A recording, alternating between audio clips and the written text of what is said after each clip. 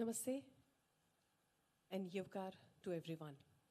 Directorate of Art and Culture, Government of Goa warmly welcomes each and everyone for this Kosambi Festival of Ideas. We welcome all the dignitaries, teachers, students, enthusiasts, press, and each and everyone present here.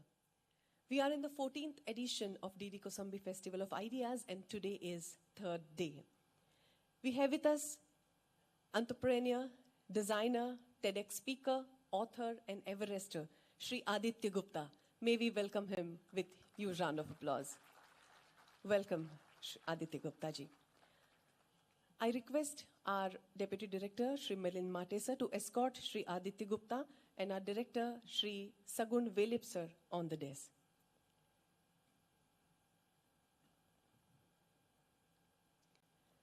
Along with Shri Aditya Gupta, we have Dr. Earl Brito as a moderator for this session.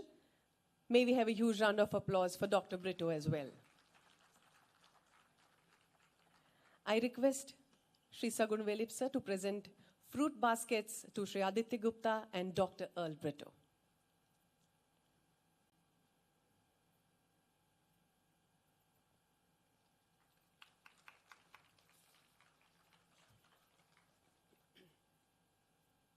A warm welcome, sir, to both of you.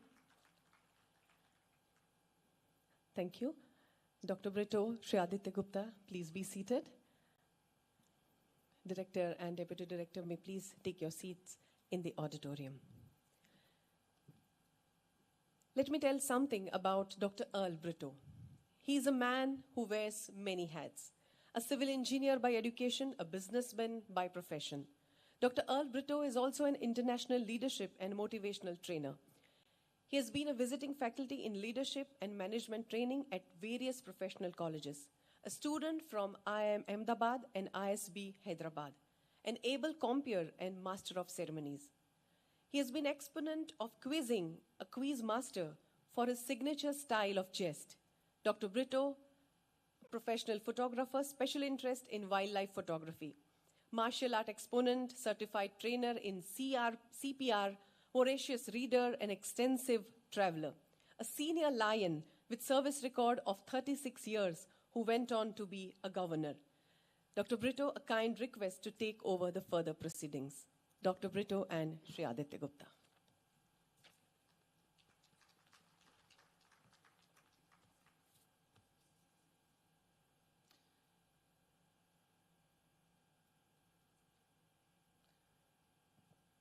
Good evening, distinguished guests, esteemed speakers, and fellow seekers of knowledge.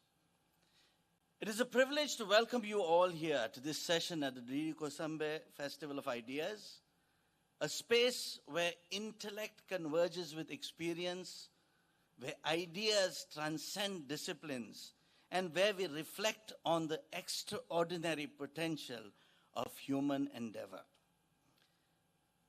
Today, I feel very humbled to have the honor and privilege of introducing a speaker whose journey is a compelling intersection of entrepreneurship, adventure, and the philosophy of resilience, Mr. Aditya Gupta. A visionary entrepreneur, Aditya is the founder of the Rug Republic, a brand that has redefined sustainable home decor and exports to over 80 countries. But beyond boardrooms and business strategy, he has ventured into a far more demanding and unpredictable terrain, the realm of extreme exploration. At the age of 50, when most consider endurance a thing of youth, Aditya scaled Mount Everest, the ultimate test of human will and perseverance. His ascent was not merely a personal triumph, but a profound exercise in decision-making under extreme conditions, leadership in adversity, and the art of calculated risk-taking, qualities that are as relevant in the corporate world as they are in high-altitude mountaineering. His book, 7 Lessons from Everest, the expedition learnings for life and business, encapsulates the wisdom distilled from the Himalayas and translates it into insights that extend far beyond the mountains. He challenges us to rethink the discipline, endurance, teamwork, and the mental fortitude required to reach the highest summits, both literal and metaphorical. Today, as we listen to Aditya, we will explore a fundamental question. What does it take to transcend limits, whether in business, leadership, or personal growth? His reflections will remind us that success is not merely about reaching the peak, but about the journey, the struggles, and the choices that define us all along the way. It is with great pleasure that I invite Aditya Gupta to share his insights with us. Let us give him a nice round of applause to welcome him.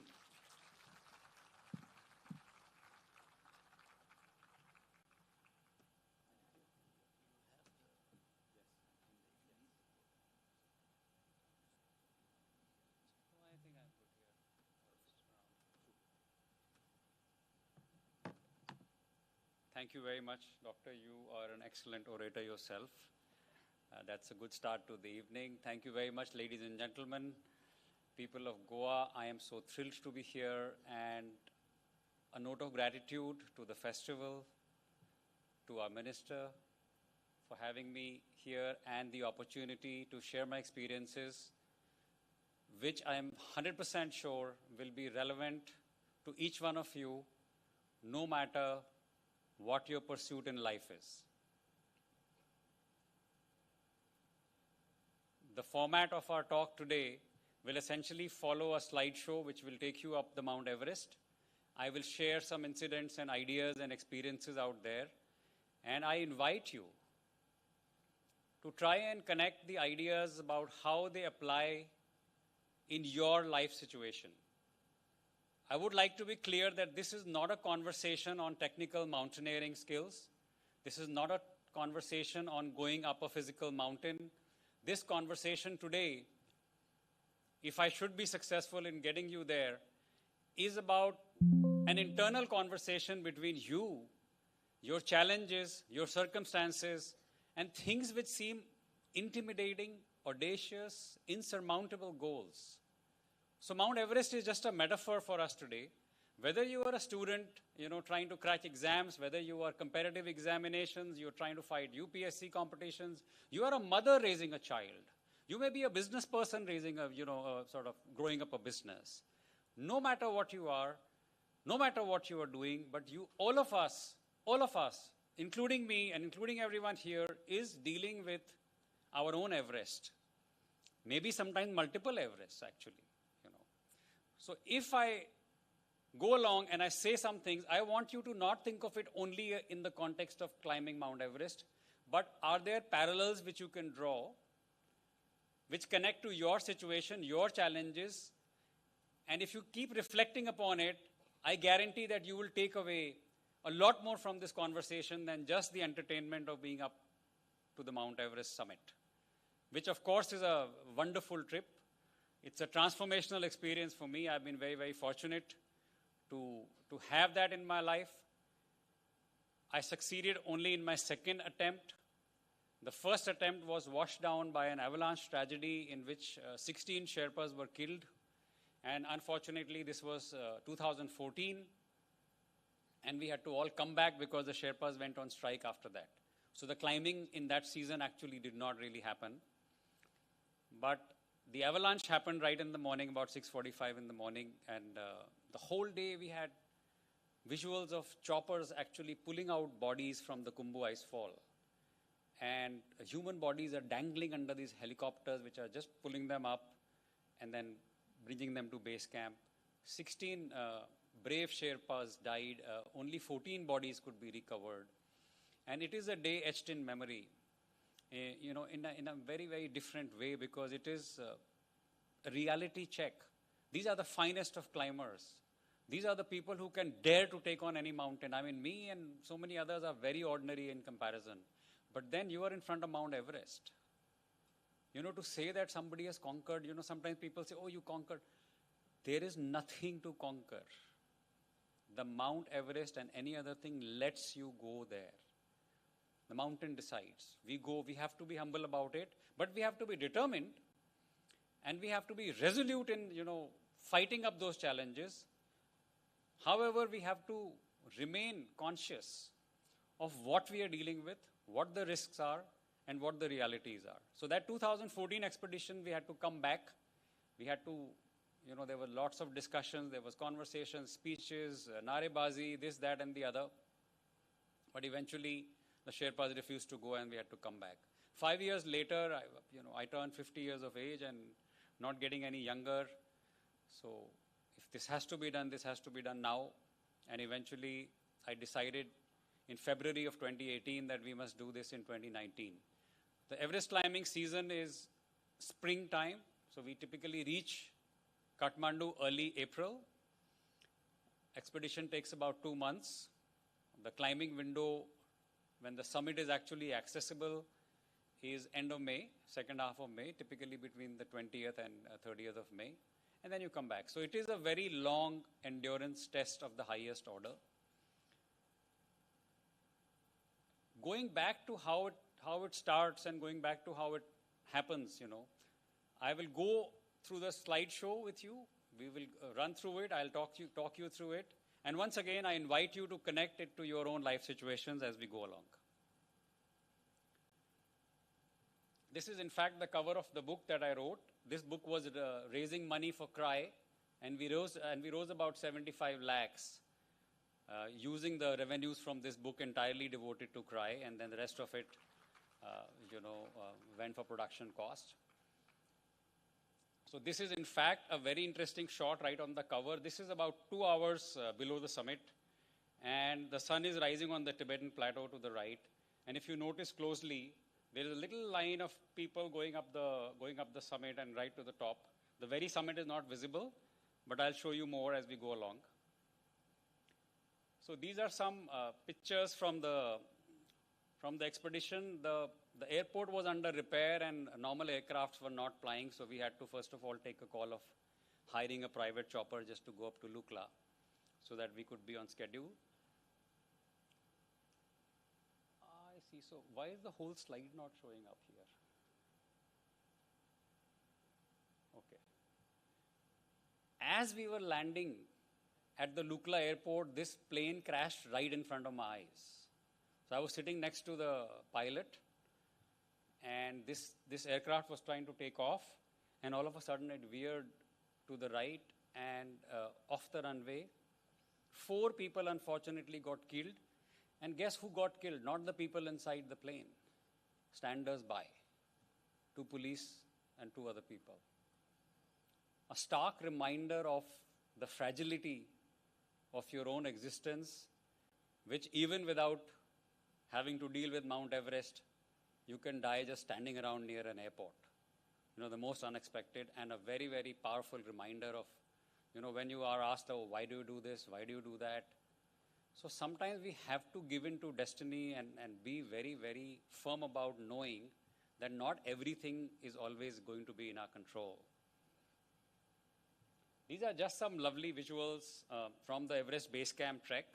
This is Namche Bazaar at the altitude of 3,500 meters. It's a lovely little hamlet, but now it has bustling bars and billiards rooms and cafes and things. This is pretty much the last point on the trek, which is kind of civilized. You can buy equipment, you can buy things. This is about 3 days of walking from Lukla.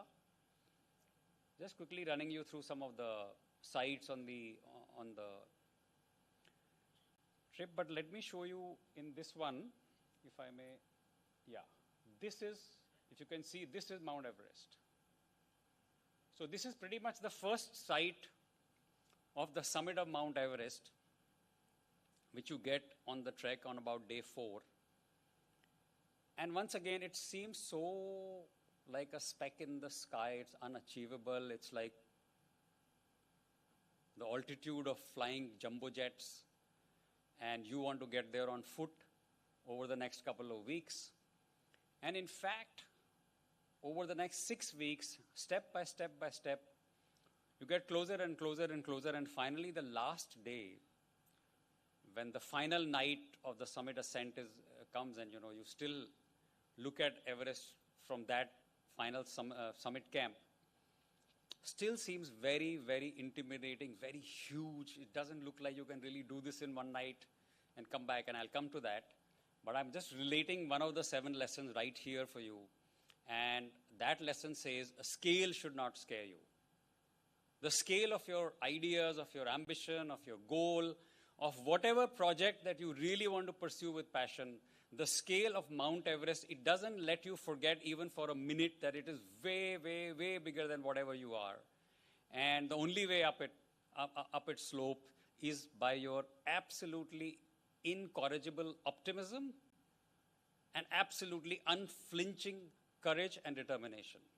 It'll let you go, but it'll give you quite a few tests along the way. This is just a lovely sight of the yaks, which are essentially the mode of transportation. Every day, yaks are taking things up to the base camp.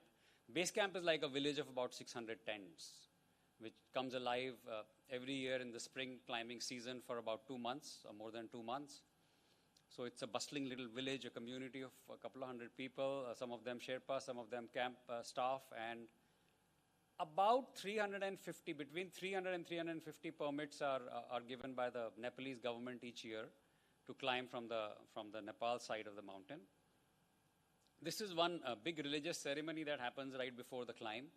So Sherpas obviously, consider mountain, the Sagarmatha, as God, and it is in a way asking for forgiveness, that we will be stepping over our God. It is asking for safe passage. It is asking for the support from Mother Nature. And it's a very elaborate religious ceremony. Lamas come down to have this one. Goes on for 3-4 hours. We sat through a very heavy snowfall while this was happening. And a fun aside, the prasad of this ceremony is actually alcohol. So they they kind of throw around, so there is dry atta, and then they throw around the atta, and it's sort of a little holy with atta. And then you get to sip some local daru and some beer, and people who can't deal with alcohol, they will probably sip some Coke. But that's the expediency of Everest Base Camp and their norms and cultures. Some beautiful sights of the Everest Base Camp. These are just ice sculptures, as I call them, made by sun and the winds that blow there. And this is an indication of how cold it gets. So there is dripping water over the ice. And as soon as sun goes behind the mountain, the temperature drops like a rock. Climbing Everest and so many other goals that you are actually pursuing right now take a huge amount of endurance from you. And I'm pausing at this picture because these are our tents, and temperatures even on base camp are below -25 at night. So you are essentially going to be sleeping in a tent at -25 or lower, in blizzard, snowstorms, whichever other storms, through the night for 2 months, only a sleeping bag and a tent and you. So in fact, it's not only the technical climbing of a physical mountain up its icy slopes, or the rock falls, or the, sort of hurtling avalanches. What saps your energy, and so much so in real life too, is the daily grind of normal life in a certain environment. And that you have to be fighting with the help of, what I call passion. That is also the first lesson of the book, which said passion plus preparation is equal to performance.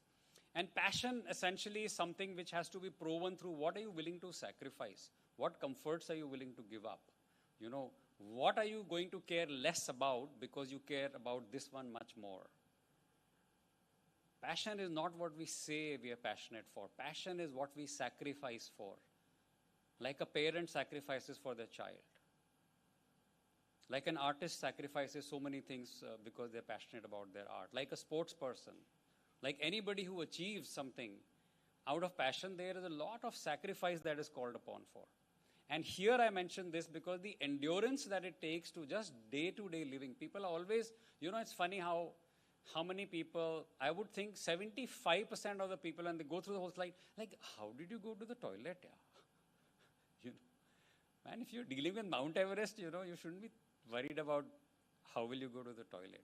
So the reason I mention this is that you can't be ignorant of the fact that everything is a problem only in relation to the goal that you're dealing with. And if you've taken up something, then complaining about sleeping in a tent at minus 25 or minus 35 is not a part of the menu. Can't be, it shouldn't be. These are some practice sessions that we have, a kind of warm up before the climb actually begins. Sherpas get to know a little bit more about their crew. Trained mountaineering people. I did my own mountaineering course back in early 90s, so I also needed some refresher. So all of these exercises are done on base camp. And this is a gorgeous photograph that I have of the base camp. I would like to run you through this. So if you look at this part here, right at the bottom, this is about a 1 kilometer stretch. If you see closely, there are these very small yellow specks, which are essentially tents. And this whole tongue of ice that flows down from the tops of the upper reaches, this is the Khumbu Ice Fall. And this whole thing runs along the glacier over towards, onward mountains. And this part here, just from here, somewhere here is Camp 1, and up to here where you start getting onto the Khumbu Ice Fall after the base camp, is only about 1.4 kilometers of a stretch. And those who can do this 1.4 kilometers in 10 hours are considered to be doing well. And this is the very first part of the climb, because up to Everest Base Camp, really, it's a party of a trek. It's very easy, it's very safe. You can just whistle your way up to base camp and that's all okay. But immediately after base camp, the very first part of the Everest climb is actually one of the most treacherous parts of the climb. And I want to say that this happens very often with us in real life when we, come up with these beautiful ideas and we are fascinated by them and we're all excited about it. And all of a sudden, the very first part of that story is the toughest part. And it's already like a filter, which is testing out the resolve of people, which is testing out your passion and your preparation. And it's not going to sort of, make it a cakewalk for you. In many ways, it's a great filter because, it makes the onward journeys a little bit easier. A very interesting small fact that I would like to share here. And let me just take you through some more pictures of the Khumbu Ice Fall so you know why I'm saying this is what it is.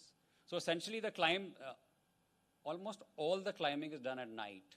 And one of the main reasons for that is that this is less windy. It's colder, so the risk of avalanches is so much less.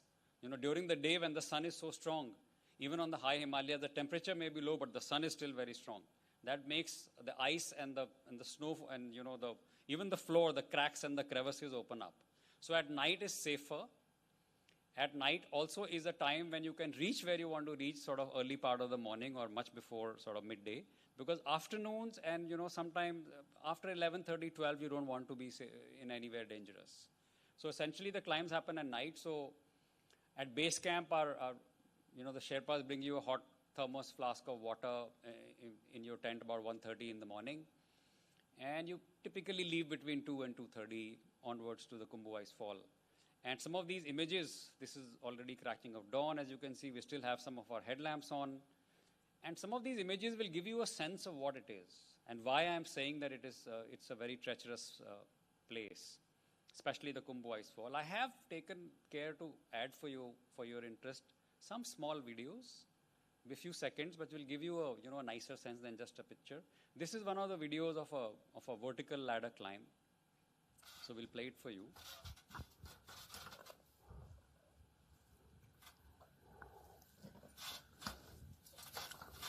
The sounds are just whatever they are on the mountain, and naturally you have to take one step at a time. And we are dealing with right now we are dealing with about 19,000 feet altitude, because this is now above Everest Base Camp, which is 17.5, and this is somewhere in the middle of Base Camp and Camp 1. These are the horizontal ladder crossings on Khumbu Ice Fall.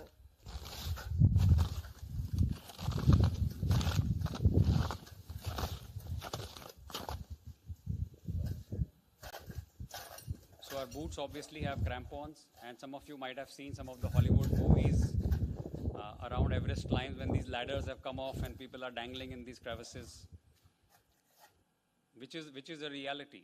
You can actually see real YouTube videos of those kind of incidents which happen on the Everest all the time. So gives you a little sense here. You can see, there is this ladder right in the middle. Gives you a sense of scale. These are the human beings.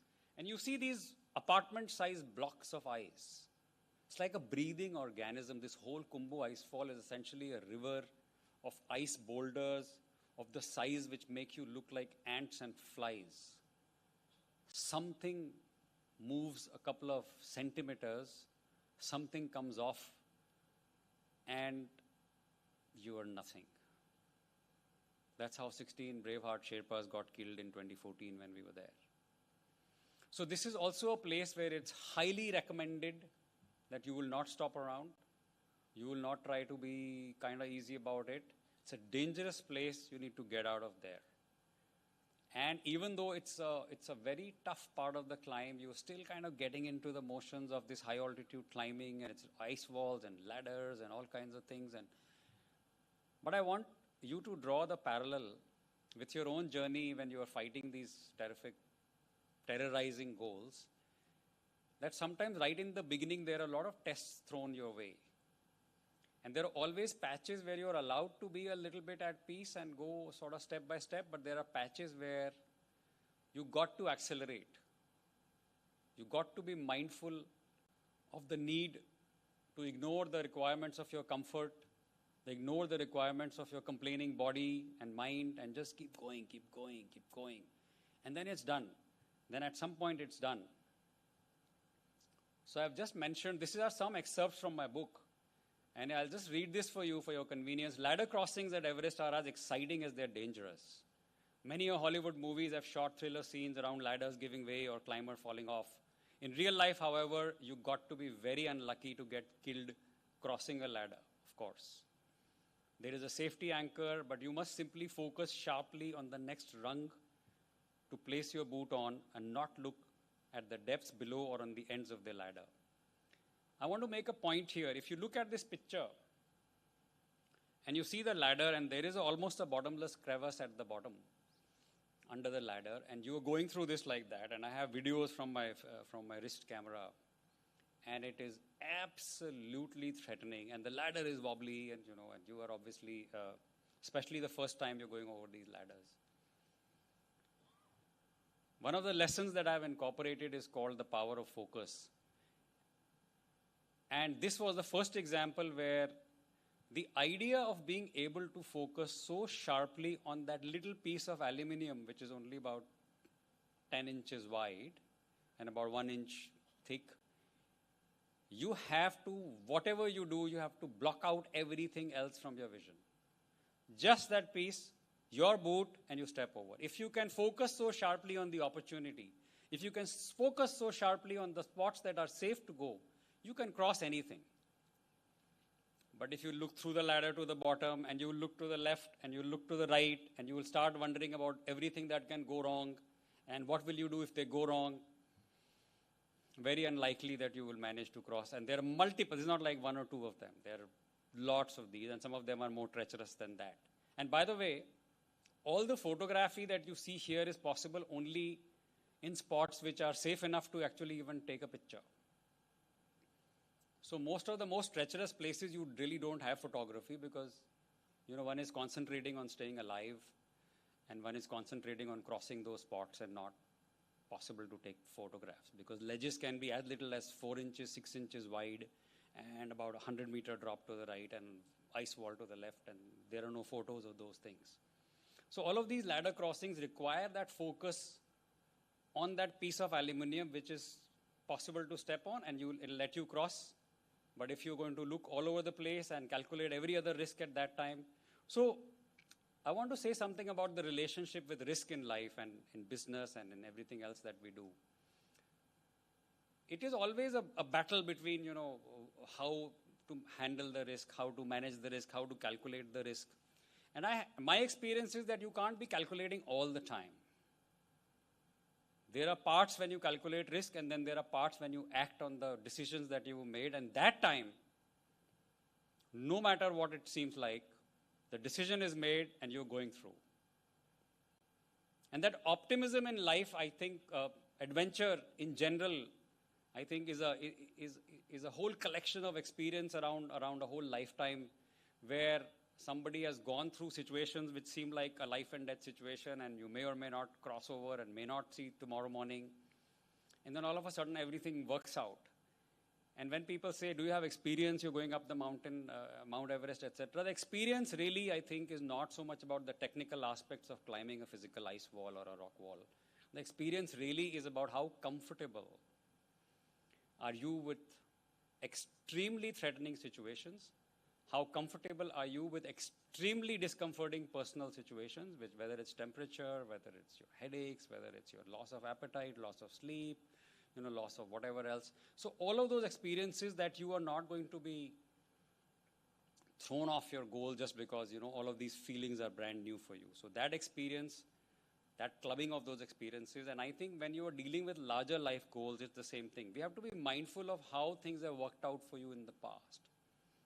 And the ability to focus on the opportunity, the ability to focus on what can be done and what should be done and what must be done is a huge gift which allows you to actually get past the most trying situations even before you realize you're done with it. So this is, and a very helps us in the conversation later. This is Camp 1 at 20,000 feet, the little yellow specks. It's a very, very dangerous place. All this benign-looking landscape is actually, littered with crevices. It's not advised and not allowed to float around here or there on the camp. You have to be always roped up. You should always be going in at least two of you, because if somebody falls through a crevice or something else happens, then there should be at least somebody to say that something like this has happened.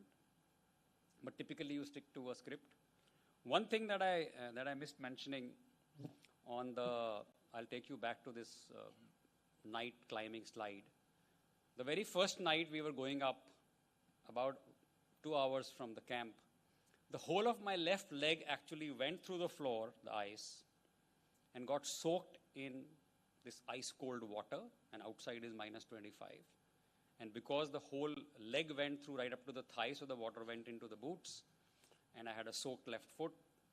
And even though they pulled me out, obviously I cried, and I cried as in like I reached out for help, and I was roped up anyway. I was going to go inside the ground or something. But they pulled me out.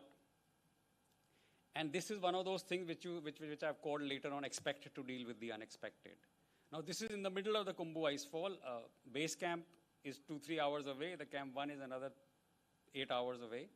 And you have a soaked left foot, and it's minus 25. So this is a perfect recipe for getting frostbites. Because essentially frostbite is actually a latent heat burn. We'll not go into the technicals of frostbite. This was the very first night I'm climbing through this icefall. And then I took a call to go back to base camp for that night, dry up my stuff, dry up my equipment, and then I followed the very next day. So I got separated from my team in that sense. But it's an example of how things happen without advance notice, of course.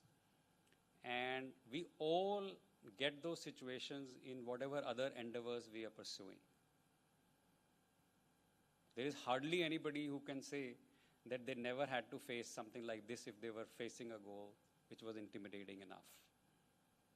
So this is a beautiful afternoon on Camp 1 after the following day when I got there. I would like to say here, now that you've gone up the Khumbu Icefall, about 15% people actually decide to quit the expedition after the first run up to the base Camp 1 and back. First meeting with the Khumbu Icefall, 15% of the people who have prepared, who prepared physically, who've spent a huge amount of money to be there. The Nepalese government itself charges about $15,000 per person as between royalty and fees. And typically at least between 40 and 50,000 US dollars have been paid up front for an expedition like that. In spite of all of that, one meeting with the Khumbu Icefall, one night with the Khumbu Icefall, and you were like, that's it. This is not what I signed up for. This is not what I'm going to do. And that is a result of I have to say lack of passion, lack of preparation in the sense of knowing what you are getting into, being aware of it, not taking it lightly. All of these nonsense things that float around on social media, oh, you can pay your way and you can go up the Mount Everest by paying money and so on. That's nonsense. You can pay money, yes, but that doesn't help you to go up the mountain. So none of these easy, options on any intimidating ideas, on any audacious goals. There are no shortcuts to this thing. And there's no fake it till you make it. All those kind of catchy phrases don't apply. You can't fake it for 8 weeks, and you can't fake it at minus 30 degrees, on those ice walls. So this actually happens there. And this you will see a lot of times in your real lives. I went to IIT, and when we went through that preparation, and you always see the data on how many millions of people are applying for the exam and how many few hundreds they will take, etc., etc. But if you actually break it down, and you break it down in any field, whether you are sports, business, the real competition is between a few thousand people. The rest of them are like also ran folks. They're not even thinking they'll make it. They're just going through the motions because society said so, parents said so, everybody else is doing so. So all of those guys get filtered pretty quickly. And real life also, you will see the same thing happens. Whether you are in any competitive thing, including politics, for instance. I mean, people get into it thinking, and then later on, you figure out what it takes really to get into politics.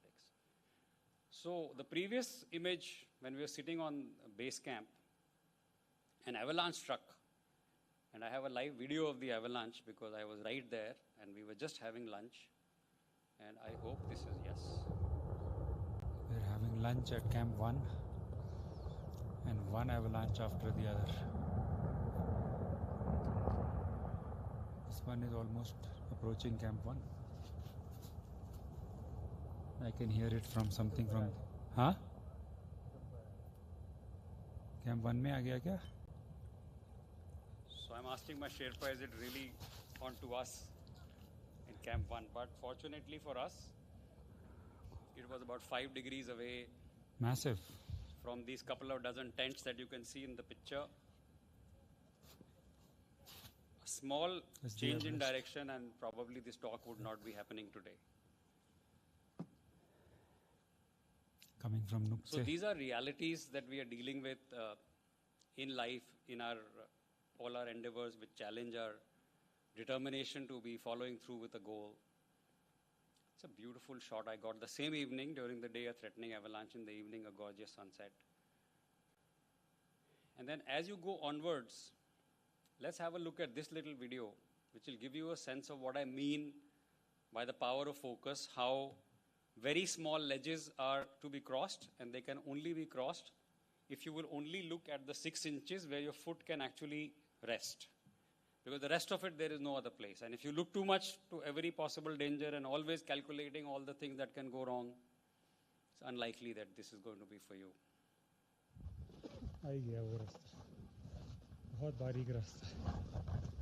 I'm like, oh, बहुत बारीक है. So you see the drop to the left.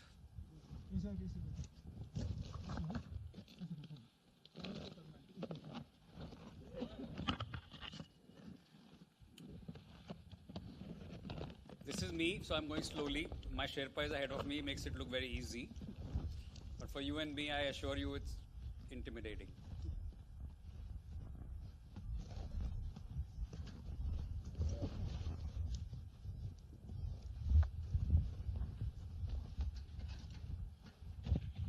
And then it kind of ends into a ladder straight away. So it doesn't even let you stand for a second.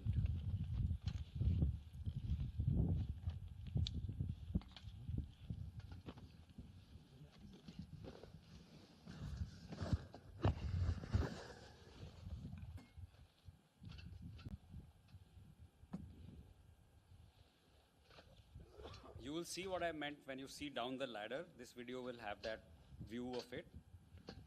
And to maintain your physical as well as mental balance while going over these things over and over again, it's not like one time and ho gaya abhi chalo bach gaye.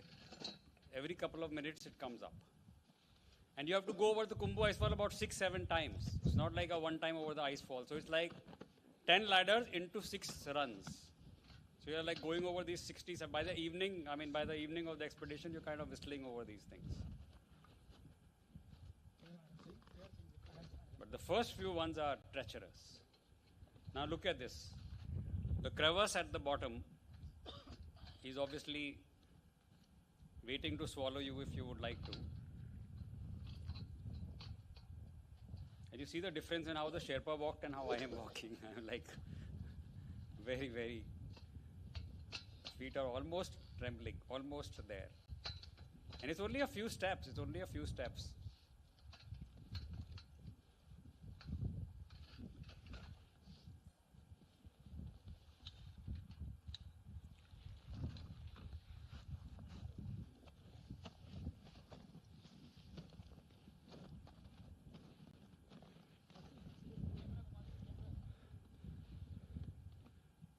And then the next of our teammates is coming over. So I think if you got the idea, we can save time. This is a 2-minute video. The point I was making was that not the ladder crossing on the Mount Everest. Okay, I don't know if anybody here is planning to go, but it doesn't matter. You are crossing these ladders in whatever else you're doing. The ladders are a part of your life. You may not look at them as these, but they very much are there. And they present themselves quite frequently. And they're never going to go away from your lives. But the trick to go over them is in the darkest of those moments, the darkest of those things where it's like almost you're giving up or almost giving up, is about how to find that one little piece of the aluminum, the shiny aluminum, which lets you cross. So 99% of that space all around you is just not where you can put your finger.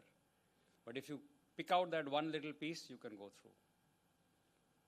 And the skill of being able to look for that piece, being able to believe in that piece, being able to believe in your own ability to find that piece, makes the difference between, which goals are achieved and which ones are given upon. Sorry, this last picture is a beautiful shot of the Camp 2 of Everest Base Camp. This is like an advanced base camp. It is also the last place where we actually have stored oxygen. There is a kitchen tent. We get warm food here. After that is Camp 3, Camp 4, and Summit. And beyond Camp 2, life changes one more time very, very dramatically. Like one time is the base camp, and then you go over the Kumbu Ice Fall, Camp 1, Camp 2. And then after Camp 2, is this lovely feature on the mountain which is called the Lhotse Face. It's nearly a vertical ice face. Blue ice. Blue ice is the ice which is permanent ice cap. It doesn't melt. It's very, very hard. So our crampons, the spikes on our boot, if you just put them up on blue ice, they don't stick. You have to kick and find a spot for them. And that takes away a lot of energy. Because you are not just walking over it, it's already, we're dealing with 23,000 feet and blue ice and a vertical wall. And in this very picture, sorry, I wanted to show you the pointer. So I don't know if this, with all these lights, can you see the thing? But this was Camp 2. We basically left from there. You walked over this relatively gentle slope. You can see these are actual human beings. But I don't know if it can be made out on this screen. So somewhere here, it changes suddenly into this vertical ice face. And it's about 1,200 feet. And it is like one more test of your energy levels, of your determination to do this. Because by the time you really reach Camp 3, you are literally a spent force. And you don't think that you can carry on anymore. And after this, there is also no more rest, no sleep, no food, because it's very high altitude. There is anxiety of not only success, but also of the threats that are all over the place.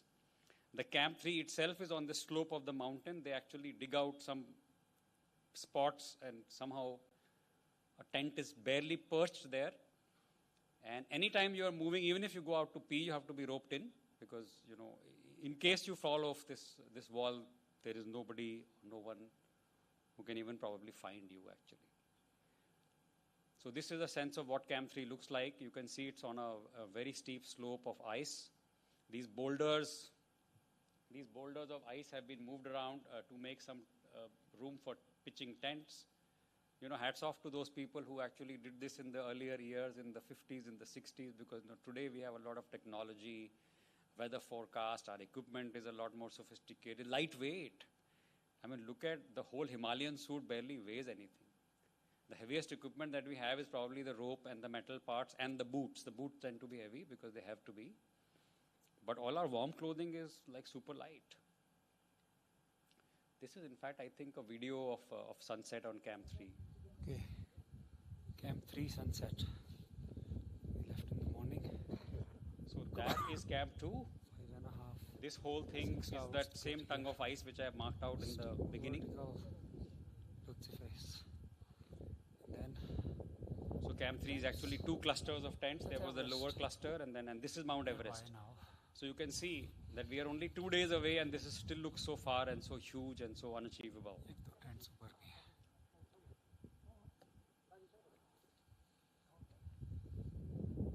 Oh my God, how beautiful is this? Gives you a sense of what it looks like to climb on that face. This is onwards from Camp 3. This yellow rock wall is called the yellow band. Are there any people here who kind of attempted or plan to attempt or anyone? We have one person. Attempted or plan to attempt? Awesome. And how about Everest Base Camp? How many have gone to Everest Base Camp? Yeah, that's a lot of people. Lovely. So this feature, this geographical feature, it's called the yellow band. It's actually a band of this yellow rock which actually goes through the whole range. And the problem with this, it looks very innocuous, but it's a very, very difficult spot. Because now you have crampons on your boots, things which are supposed to help you with ice, which get embedded in ice and give you a grip. And obviously they will not get embedded in the rock. They will actually skid on the rock. And there is no chance to take them off because you can't sit there with your gloves out in -25 and try to get rid of that and try to put it back. So the way we have to do it is basically just hold on to the rope very tightly and go gingerly over the rock. And you know, if you skid or you fall, you sort of hold yourself and you kind of keep going.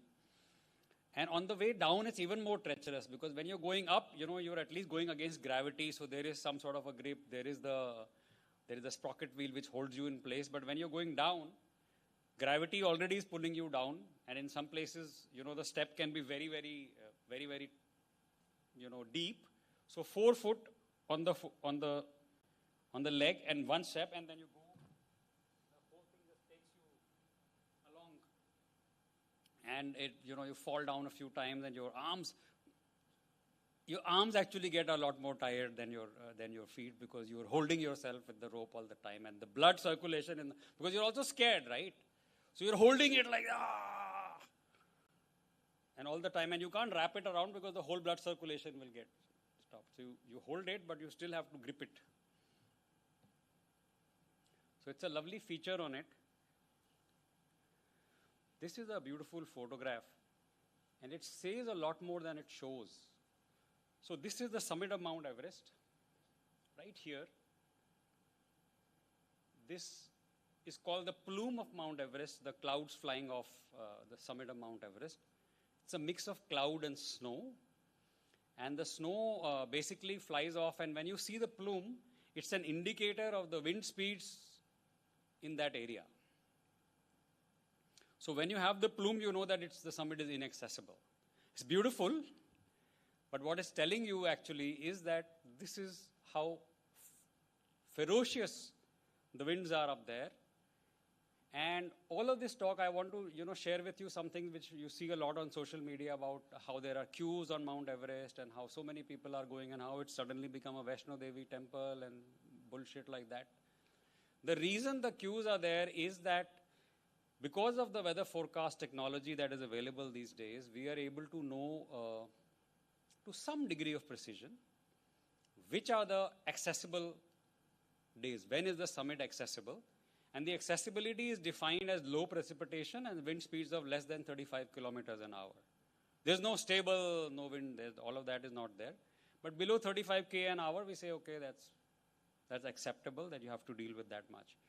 So the year we climbed, there was only 3 nights of summit access, out of which one night was very early, was 14th of May, and the teams were not ready. The other 2 nights were the 20th and 21st of May. So now all of a sudden you have only 2 nights when everybody needs to go. So that is what causes the so-called queues, because as you have seen in many places, there is no place to overtake somebody. It's like a bridge traffic almost through to the top. It's on a single rope. So if there is somebody slow, sick, scared, they're blocking the whole thing and everybody else is waiting behind them. That vertical ladder spot that we shared in the beginning was a huge stopping point, because that takes a long, there's 3 ladders on top of each other at about 19,000 feet altitude. It looks much easier than really it is. So all of those things cause the blockage. And the seasons where the summit access is, 7, 8 days, 10 days, we don't have these lines. We don't have those many lines, because then the crowds are distributed those days. And we also have lesser accidents in those seasons. But you can't predict that in the beginning. That's so much so with all the other goals that we try to deal with. There are things which will always emerge. And in spite of all the technology, that doesn't mean that there's some sort of a guarantee of that forecast. That forecast is valid for the next 10 minutes. And the rest of it is on you. In fact, when we got there, I'll tell you what happened. So this photograph is another important photograph, because somewhere around here, I let my Sherpa go. I said, you go to camp. I'm coming slowly. And all of a sudden, I realized that it's becoming very difficult for me to walk. I was walking. It's difficult in any case, but it got exceptionally more difficult. And I didn't figure out what happened, and I just pulled up my pressure gauge, and I suddenly saw that there is no oxygen in my tank. And that was the reason I was struggling so much for every single step from that point. And this is 8,000 meters. And tonight is the summit climb. So basically, when you get to Camp 3, you get there late afternoon. And then the same night you go to Camp 4, you get to Camp 4 early in the morning, and then you rest in the afternoon. And then in the late afternoon, early evening, you go onwards for the summit. So in the last, let's say 40, 50 hours, there is, I would hate to guess maybe 5, 6 hours of sleep, if at all, because there is obviously lots of things in your mind and body, and with that altitude and with no appetite, and so you're lying around in the sleeping bag somehow, waiting for the watch to show time to move. You don't really sleep much, and you don't eat much, obviously, at that height. So oxygen runs out, and I am now, what should I do? It was not that far from the camp. It was another 45 minutes with oxygen. So without oxygen, it will be much more. So I kept trying to struggle my way up. And then some of the other mountaineers said that, no, you must wait, because you will get completely exhausted if you try to do this. So somebody should get you some tank somehow. So the Sherpas that were, because in so many days you become a little familiar with who's which Sherpa and which Sherpa is from which team. And so some of them knew my Sherpa. They said, we'll go and send somebody. So I kind of hung around there, took some pictures. If you're not moving around so much, then you're okay. And trying to move is a spot.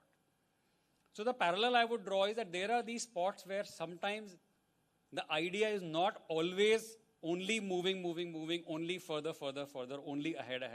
There is the value of that pause. There is the value of taking good advice to say, okay, you know what, this is the time to actually hold on a bit, hold tight, let the situation change, and then we'll carry on. Huge parallel with so many. And sometimes, today, somehow I think most of us in this crowd, when we were growing up, we didn't hear the phrase mental health. But in the last 10 years, we hear it much more than I would like to hear it. But however, it's a reality. And mental health gets affected by these kind of things around us. And they also get affected by, actions of other people. And then they start influencing our own actions. And so things like, an avalanche happening, your leg going through the ice, your oxygen running out at 8,000 meters one night before the summit. These are things which throw you off balance. And they can, if they are allowed to get internalized, they can actually, encourage you to turn around and go back. But they pass away. You just hold on for a couple of hours or a couple of minutes and then they go away and then you're back in action mode. This is just a gorgeous photograph of sunset from Camp 4. Camp 4 is 8,000 meters. So 8,000 meters, as many of you might be aware, there are only 14 peaks in the whole world which are above 8,000 meters. So when you are camping at 8,000 meters, you are actually camping pretty much as high as you possibly can. Nowhere else in the world is a campsite which is higher than this altitude as far as I am aware. Because all the other mountains are obviously lower, and this is the final summit camp on Mount Everest. The other side of that story is that there's another 1,000 meters to climb the next day. 8848, okay, 900 meters to climb. So 3,000 feet, almost 3,000 feet of a vertical climb only on the last night. And you have been going for the last 45 days, and in the last couple of days you barely slept or eaten. This is no longer a physical endeavor. This is no longer a physical endeavor, because I can't stand here and imagine that I can pull off something like that just physically. And it's a big, big parallel to everything else that we face as a challenge.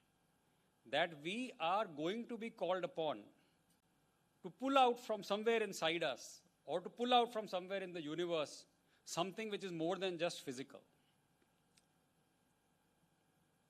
Whether you call it faith, you call it the blessings of your parents, you call it, your optimism, your determination, you can choose your vocabulary around it.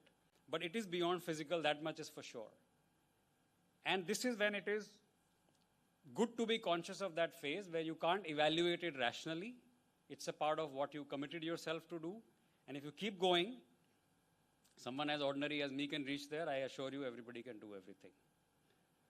So this is that lovely sunset. And then what happened after this? Massive storms that night. So we're supposed to climb up that night. Sunset is kind of calm and peaceful. We're ready to go. We'll be leaving in the next 1 hour. And the wind started. And the way it went, it was like it will fly out with 8 of us in the tent, and the tent's not going to stick here. It was crazy, and this was supposed to be a calm weather night. It was supposed to be summit accessibility and so on. No way was it possible to access the summit that night. So now what happens? So now you have to be spending an extra night at 8,000 meters. It's also officially called the death zone on Mount Everest. It's not really a place for human existence. It's not a place where you can do without an oxygen cylinder. Oxygen obviously is in finite supply because you have cylinders which are there, and if you're going to use them for one extra day, then you probably not have enough left for the following day. So we are left with no other choice but to say that we will attempt this the following day, and we will come back tonight, huddle back into our tents, brave through the night of storm. And in fact, till the very next day, even till late afternoon, it was very, very stormy. We were pretty much sitting inside our tents with our masks and with our... But here is another lesson that I would like to bring forth. We, in our own planning, had taken 3 extra oxygen cylinders per person. So typically, an Everest expedition takes about 6 cylinders per person. That doesn't account for any of these kind of extra requirements for any reason. We had taken 9 per person because, we were kind of aware of this situation where somebody might need extra oxygen, somebody might get sick, somebody might need rescue. So we had budgeted for it, we had organized for all of that. So we had the means to actually stay there an extra night. It cost you a lot of energy, cost you a lot of enthusiasm, because 24 hours, 26 hours in that spot are not the ideal thing to be, but we did have that. For a lot of expeditions, that night was the conclusion of their summit pursuit because they didn't have the extra oxygen.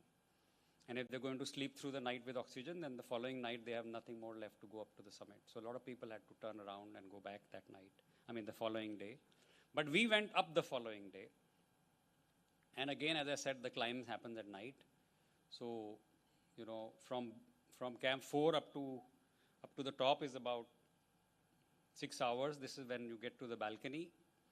And then from the balcony, we change the first oxygen cylinder here. And you keep going through the night. You can see here how vertical it is. You can see the headlamps at the bottom. So there are these phases which are very, very sharp vertical climbs.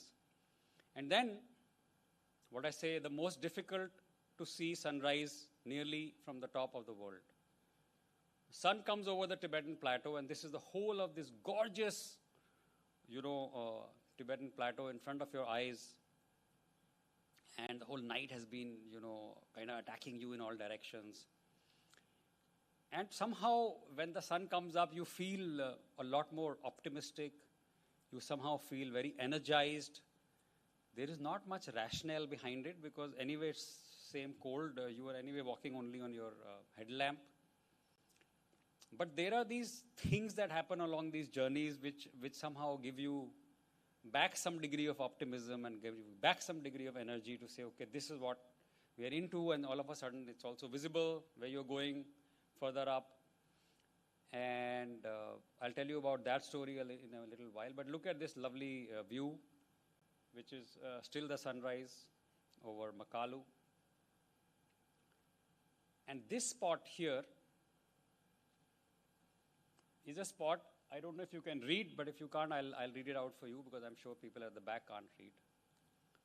So this spot here is from what is called the South Summit on Mount Everest. So the South Summit is like a fake summit because when you're on the slope, you sling this one as the summit. But this is not the summit is here. But because you are on this slope, you don't see this spot. So when you get here and you're almost dead, and then you say, oh my God, this is like not here, this is there. You're aware of that thing. It's not that it's news to you. But this is what life brings to you over and over again in your real life pursuits. You think that something will get over at this point. You think that this will be achieved right now.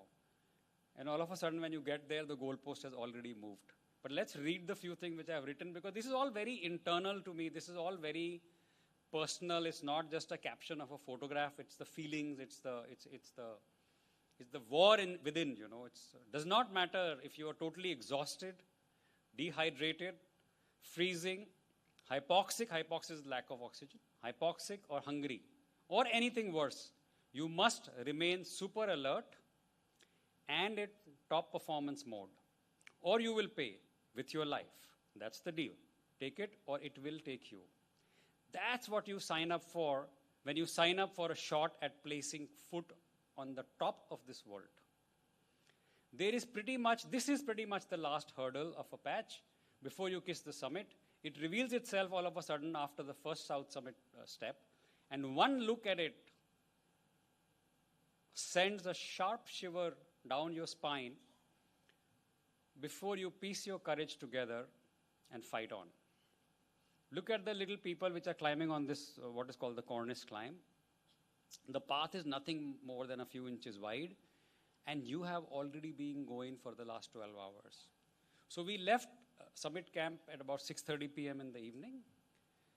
We finally reached the summit at 7:30 in the morning. So 13 hours of the climbing through the night, and this is the last about an hour or so of that climb. So your energy levels, as I said, it's all metaphysical. It's all, it's there. It's just, when you run ultra marathons, there is no physicality of running 95 kilometers and 74 kilometers. It's just the body keeps going. And this is, now I'm already actually at the summit, and this picture I've taken from the summit at the back, and this is, this is my photograph on the summit. And thank you. And I would like to read what I wrote in my book and what I feel genuinely about this whole thing. My goal was to prove to myself what ordinary people like me can do with preparation and passion. I'm no fitness freak or a sportsman, etc. I'm a genuinely ordinary chap and a mountain lover. I made it. So that really means most people can. And that's my message to everybody here. I made it to this one. Anybody can make it to anything. Go for your Everest, my friends. Whatever that happens to be, there ain't no mountain too high you cannot reach. And this expedition is what, if it taught me something, it taught me mostly this. I've broken down the parts to it. I will enthrall you now with a short video which I was fortunate to take on the summit of Mount Everest with the 360-degree views. We were also lucky that morning that there were the views, because typically it's blizzard, it's like all over the clouds, you see nothing. You get there and you see nothing. So it's quite, people have to deal with that feeling too, but we fortunately were luckier than that. So let's look at this little video.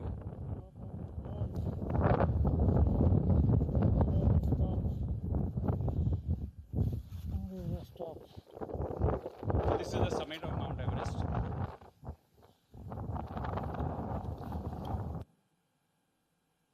And you can see the clouds were already coming from Tibet, and within the next 30 minutes, there was no visibility at all, practically. And this is a beautiful view from the summit. You can almost see the curvature of the planet. In my book, I have actually marked each of these summits that are visible in this picture. They look like little hillocks, but these are all massive mountains which people somehow aspire to get to. And this is a very, very special photograph. It's a hard photograph to get. Most people, by the time they're going down and they're reaching camp, almost they're completely spent. There are no more pictures of this area. But this is a photograph where you see this part is Camp 4. This is a summit camp. So I'm coming down from Mount Everest. This mountain is Mount Lhotse. It's the 4th highest mountain in the world, 8,600 meters. So now you understand why the wind. So these two massive mountains on both sides, and this camp is on the shoulder between the two.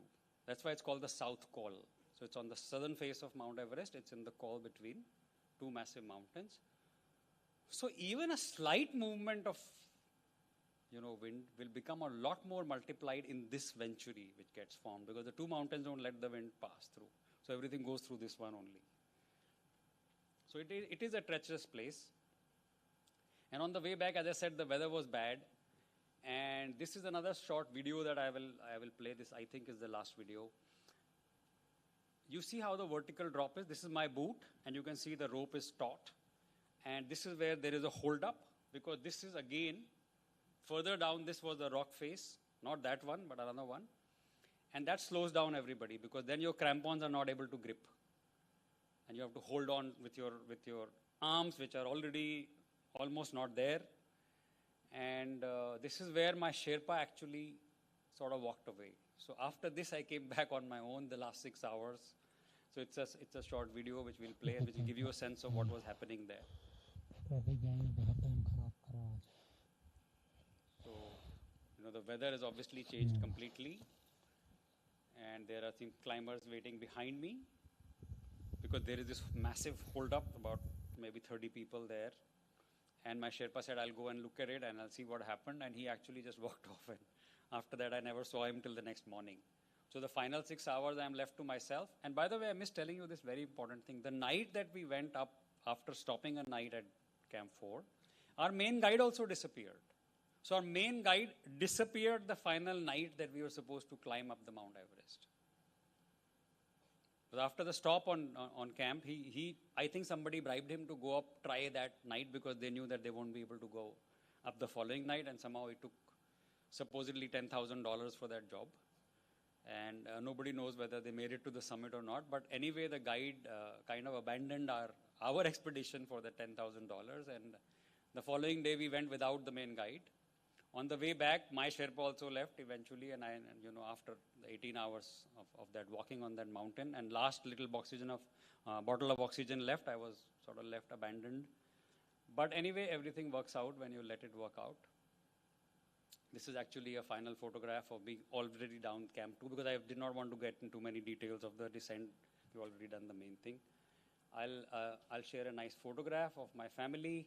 My wife and my daughter, they came to receive me in Kathmandu. Thank you. This is how I looked when I had just come down from the mountain. This is my mom. She's here today. We should give her a big hand to be here with us today. And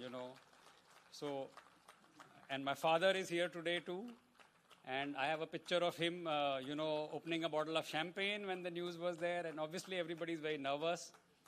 And you can see how relieved she is to have us back. This is at my home when I'm coming back. And now let me take you through the lessons, even though I've talked about them, but let's just recap. And we do have a few more minutes to recap this. And this is the most important part. Now I want you to Stop thinking about the Mount Everest, stop thinking about all the thrills of the climbing, etc., etc. But let's get to what is in it for us. What's in it for you, for you, for you? What is it? What the hell is all about? So this is a small picture that I said the first thing, passion plus preparation is equal to performance. Young people, students, or whoever else would like to make a note, it's worth noting, although I'll share a PDF with somebody, and if they want to take an e-copy. Physical copies of the book, unfortunately, are finished now, unless we reprint, but I'll share an e-copy with the officials and whoever wants to approach them. So passion plus preparation is equal to performance, and we often see people, people feel that they are passionate about something, but they're not doing much about it. Without preparation and sacrifice, passion does not yield much. When preparing or going becomes tough, our passion can push us through. Otherwise, we may give up easily, which I have shown you during the whole thing. So it takes both on mega missions, passion and preparation. Passion is proven by sacrifice, which means sacrifice other things, prepare hard. When you're well prepared, your optimism is natural. You're not prepared, you can't fake it till you make it. I mean, there's no such thing. Avalanche is coming towards you, what will you prepare? What will you fake? Action 2, as I mentioned, this is also, I've taken a picture of the ladder only. Our actions depend on our focus. Both negatives and positives are always present. Where we choose to focus determines how we act. This is a key line. Please review this in your mind. Where we choose to focus determines how we act. If there is one thing in life all of us know very well about, it's this one. There are very delicate and dangerous phases where danger lurks everywhere except the few inches we can step on.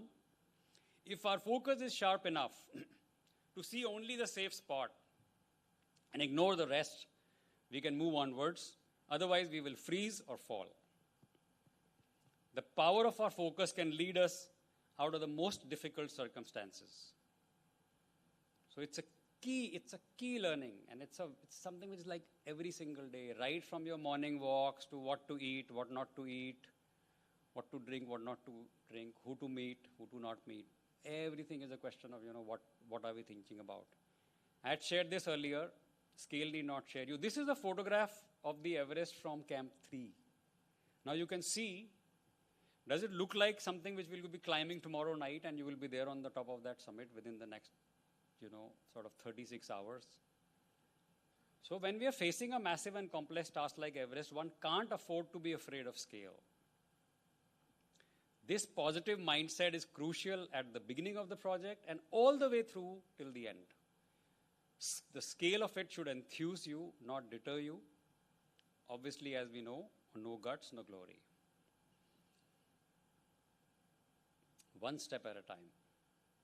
Again, the most common, there is nothing brand new that I'm saying really, focus, one step at a time, scale, this, that, and the other. But I think when you internalize it in a context of an expedition like Mount Everest, then they become, in my book, I've called them brain tattoos. And it is something which happens all the time. I do some projects and I do my work, and even writing this book, I wrote another book after that on scaling small businesses. It takes 2-3 years to write a book.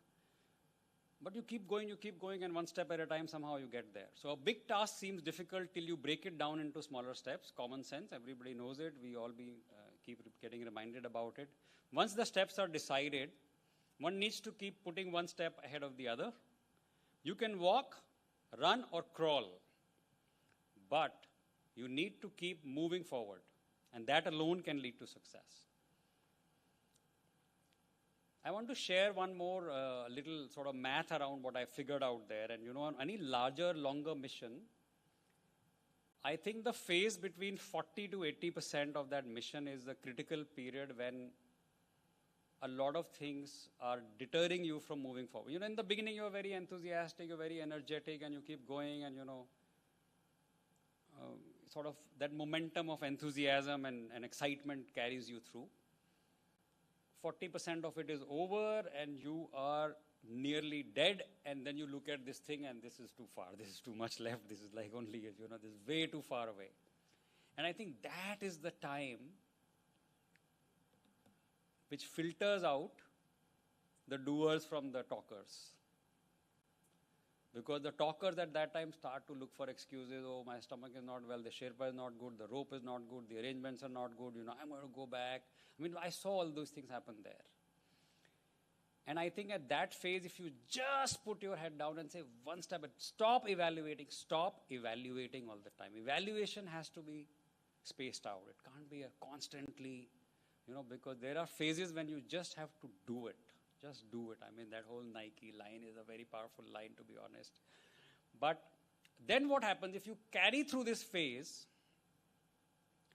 and then by and by you reach the 70-80% kind of mark. And then all of a sudden you're energized again because now it seems very achievable. Now it seems very doable. Because now it's like within reach. Now it's not so intimidating anymore. So that one step at a time philosophy is very important to remember on anything long, complicated, intimidating, difficult, that it is not about how you will gobble up the whole thing in one shot. You will not. You can't. So expect the unexpected. I gave you enough examples. Everest taught me that unexpected things can happen at any time. This is when I'm sitting waiting for the oxygen cylinder. This photograph is I've actually almost taken a selfie. And by the way, to take all these pictures, take off your mitten, take off your internal glove, quickly take a photograph, put it back in 15 seconds and chuck the phone back into your, because it's minus 30, minus 35, you don't want to get frost bites. So all these pictures have to be taken like super quick. And the phone, most of it is on the phone after base camp. So it has to be near your body to keep warm, to let the battery stay.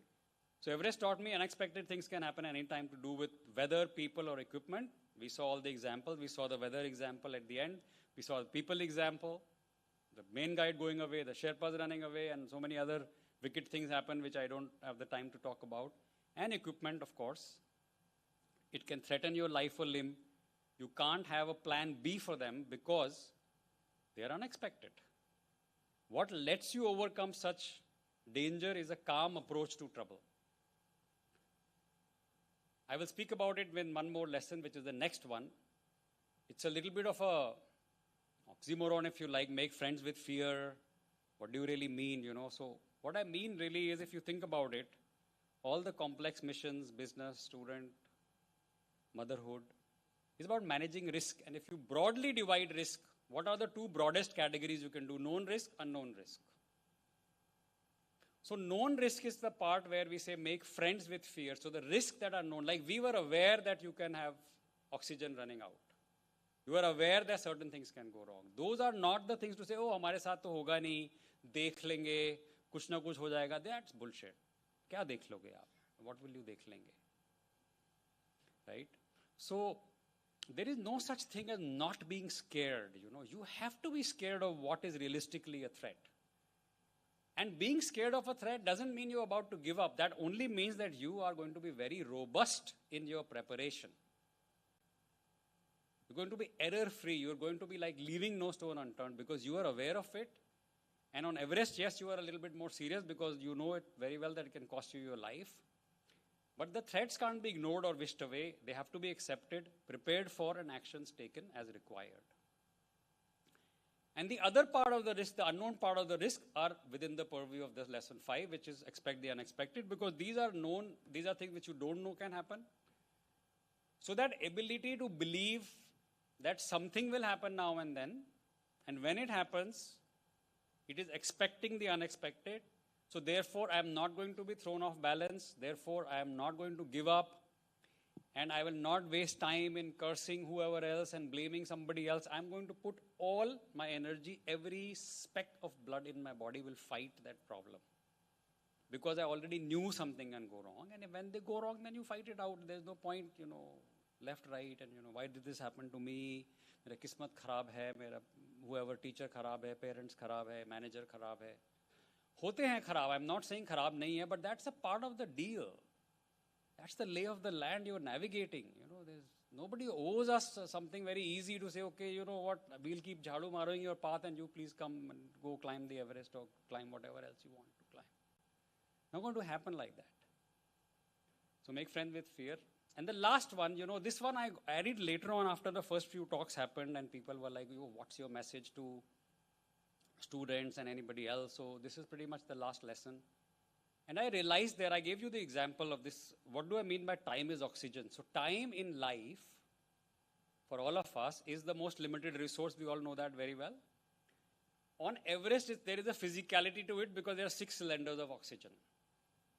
And when you leave for the summit that night, you have 3 cylinders on your, total 3. And after that, no amount of money, no amount of power, nothing can get you more. It's between you and the mountain, it's your 3 cylinders. And if you are waiting around too long, you're looking around, you're resting too much, oxygen to chal raha hai. So in life also, time to chal raha hai, baba. आपको इधर उधर देखने का time waste करने का है तो time तो चल रहा है. So at some point the oxygen will run out, and if you are not back to camp by that time, well, on Mount Everest there are no second chances. It's only the consequential discipline of whatever you didn't do. And the consequential discipline on Mount Everest can mean the cost of your life. But I think there is a cost to all of those things in life too, which we don't realize because they happen in micro steps. You suddenly don't die by missing an appointment or by missing a deadline. But something else dies. The opportunities die.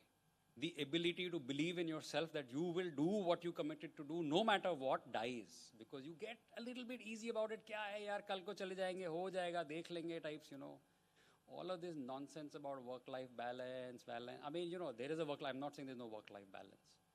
But that doesn't give you a license to be easy going about things.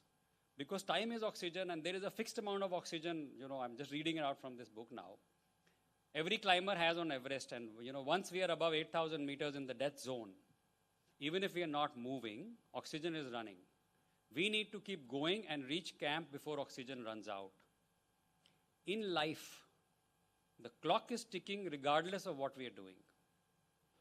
Time in life is like oxygen on Everest. We have a fixed amount and it keeps moving even if we are not. That's my last slide. I'm using a quote from some very important people. To push oneself within a wisp of death and return to the valley in the world below is to see life in its raw immediacy. Now, when you say, okay, what did you learn? How did it change you because you went to Everest, etc.? I think how it changes you is to modify your relationship with risk, modify your relationship with uncertainty, modify your relationship with yourself because you've actually passed certain tests which you saw and therefore now you have the confidence, yaar, kuch bhi aayega, kar lenge, yaar, hum kar lenge, deal ho jayega. You have that, what I call incorrigible optimism to say, I can deal with it, I'll do it, something will happen. And this last line, I think you can read, I hope, but I'll read it out for you. Usually we think that brave people have no fear. The truth is that they are intimate with fear. Thank you very much, dear friends. Thank you, Aditya, for the truly insightful and thought-provoking presentation. Aditya, I'll ask you to come back here. Yeah. Your journey to the summit of Everest, and more importantly, the lessons you have drawn from it, offer profound reflections, and not just on adventure, but on life, leadership, and the relentless pursuit of excellence. You have reminded us that every summit, whether in business, personal growth, or any endeavor, is not just about reaching the top, but about the resilience, adaptability, and decision-making that shape the journey.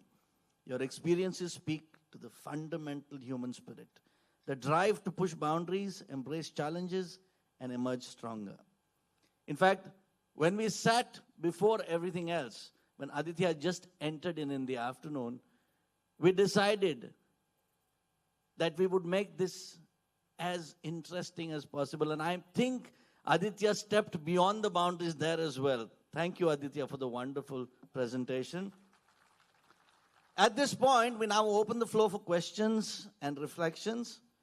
This is an opportunity for all of you to engage directly with Aditya, to explore deeper insights and from his journey and to connect the learnings to your own aspirations. I invite you to share your thoughts, ask questions, and make this an enriching exchange of ideas. Please raise your hand, introduce yourself briefly, and keep your questions concise so that we can accommodate as many as possible. The best question for the day will be selected in consultation with the speaker, and you stand to win a special gift courtesy of M Associates, which is a fly dining experience by Horizon at Grand Hyatt Bamboli for a couple. So let's begin. Who would like to ask the first question? Yeah, Okay, I have a hand right here in the front. Hello, Okay, there's somebody with the mic. Okay, fantastic. Please go ahead. I'm Pankaj Jain, and I just want to ask कि इस तरह का कुछ आप करते हैं जो बिल्कुल आपको आउट ऑफ द लाइफ एक एक्स्ट्रा ऑर्डिनरी एक्सपीरियंस मिलता है, तो कभी कभी होता है ना, जिंदगी एक बार एक पल के लिए जी जाती है, उसके बाद जो कुछ है बस वो गुजर रही है, कट रही है. तो इस तरह का एक्सपीरियंस आपको होता है क्या कि आपने एक बार समिट को जिया और इसके बाद आगे उसकी मेमोरीज है या फिर वो लाइफ में अभी तक रिफ्लेक्ट होता रहता है? No, not at all. Can we have a little more sound on Aditya's mic? Is it working now? Yeah. No, at least मेरे को तो नहीं होता है. You know, as they say, सितारों के आगे जहाँ और भी है. But I think it is an endeavor. There is, and you can see that in most of the people. It is not something which is, it is a journey of, yeah, the format of it changes, you know, you get into different ideas, you get into different kinds of goals and motivations. Right now I am, for example, working with a lot of other people trying to help, you know, smaller companies, mentoring them, or, you know, my thrill has become to see other people succeed in whichever best they can.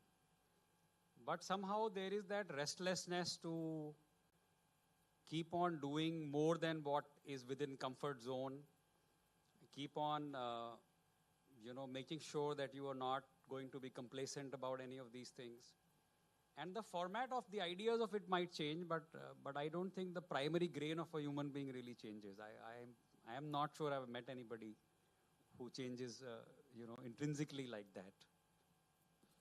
So you are going for next peaks in other fields of life. I would like to, yeah, that's one way to articulate it, even if they're not peaks, but they're endeavors. And Thank you very much. I think we Thank you, need to sir. give time for somebody else. There's a hand raised right here. Could you have a mic there, please? A young boy. Hi, good evening, sir. My name is Shivank. I am from Porvorim Gyanvika School Standard 6.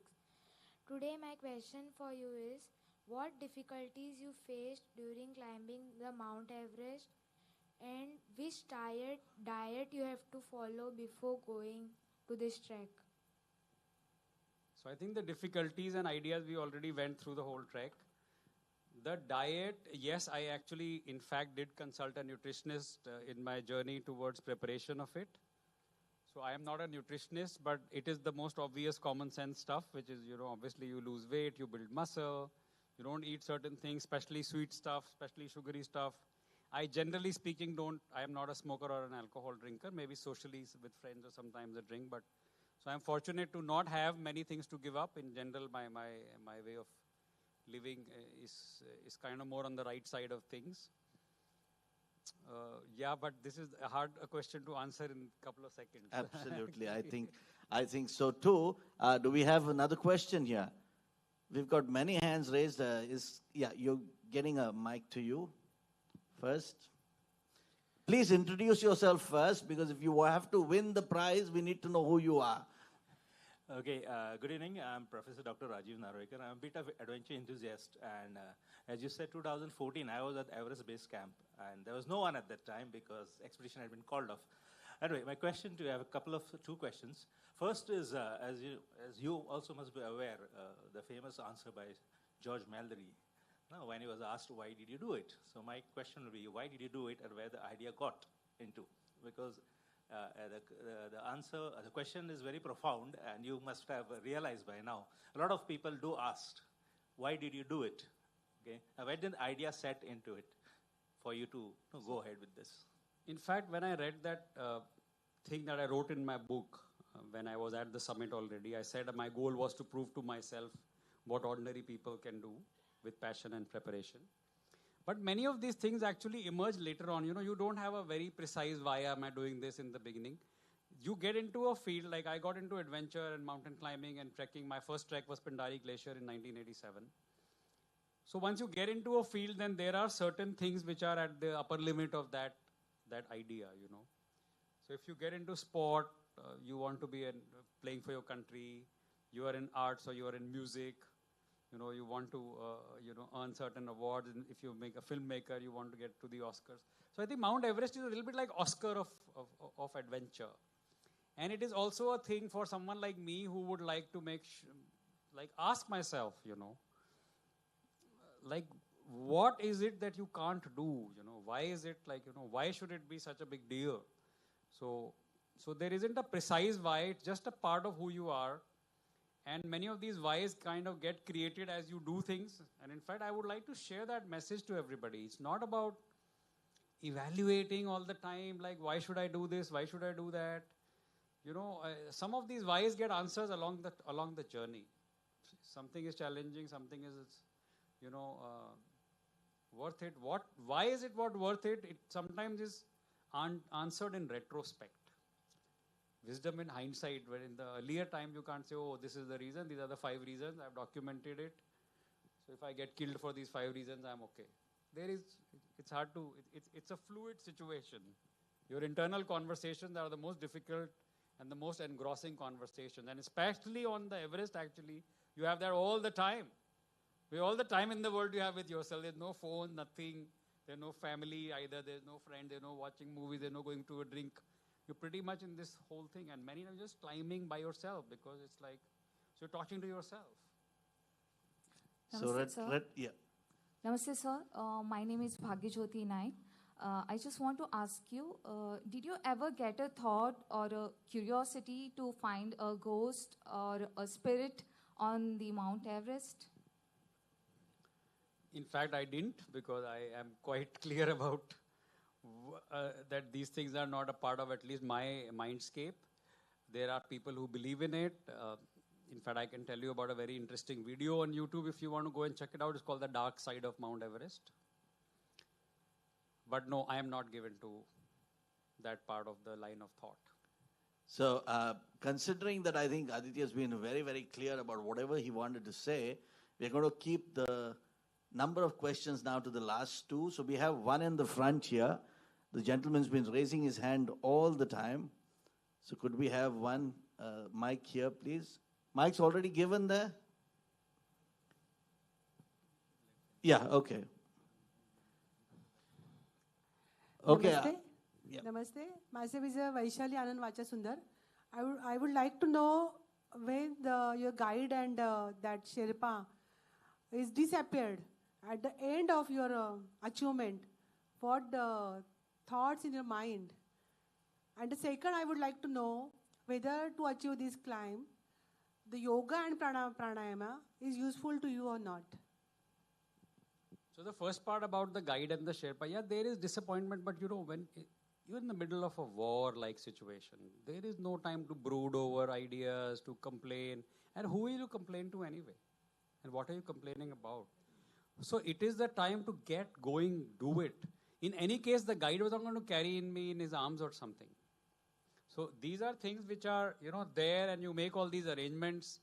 But you will see so many times that, these things which you thought will be your support systems actually don't finally turn out to be support systems in certain parts.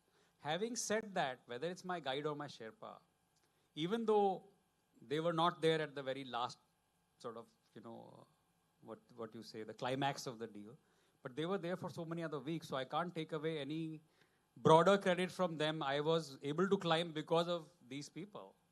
Yes, I wish they would not have left, but at the same time, look at this. I mean, it actually enhanced my experience, enhanced my confidence. I could make it even without them. I kept going even without them. So, it tells you that you can do it actually. And had they not left me, I would have never experienced that part. So maybe it was a good way. And yoga and pranayama, yes, of course, they are good things. I am an intermittent sort of a practitioner of those things. In my younger times, I used to. Now I feel a little bit more about more physically demanding stuff. I do yoga if I have a certain specific issue with some joint or something like that. But mostly it's, gym or activity or swimming, kayaking. In Goa, it's mostly swimming and kayaking. But, So we have many hands raised. Has anybody got the mic already? Yeah, okay, please. Hi, my name is Anita, and I'm a mother. And I truly believe that as a role of a mother plays an important role in what you dream of, especially about overcoming fears. And from your attitude all along your climb, I find that those are qualities that you displayed, which were inculcated in you, possibly as you're growing up. What was your mother's role in this for you growing up? I think you already said what the role is, and I completely agree with you. And my mother is right here. So, thanks to her, and my father is right here. So there is no question about, parents have the massive amount of influence, even though sometimes it's not so obvious. But you can't take that away, and so you already answered the question. I have nothing more to add. You can't emphasize it enough. There is every single thing, every small thing, from taking care, at the same time to letting you fly away. I mean, my mom and my wife both had sort of a veto power over this whole expedition. They could have said, no, you're not going, boss. Please give up the idea. But they let me go. So the amount of bravery it takes from them to let you go is actually a magnitude of difference higher than you were taking your own thing, but they are giving up on you without even having they can't do anything if something goes wrong, and they're still letting you go. And they could have very well asked you to not go, and I wouldn't have, at least these two people, definitely my parents and my wife would have the veto power on. But they've all been always very supportive. This whole, in our family, is like, okay, go fly. And as I said earlier, when I gave you the example of the helicopter accident and the people dying, I personally also very much believe that life and death is partly destiny. You can't always plan, how you will live, how you will die. So it's okay. You have to take it up. And my parents, fortunately, have never resisted the idea of us doing something. And I think that also works for business.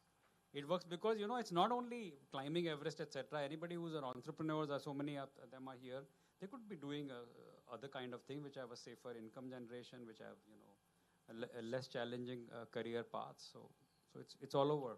So before we go any further, I think all of us should join in and give Aditya's mom and dad a big hand here, and a big hand to every mother in the audience.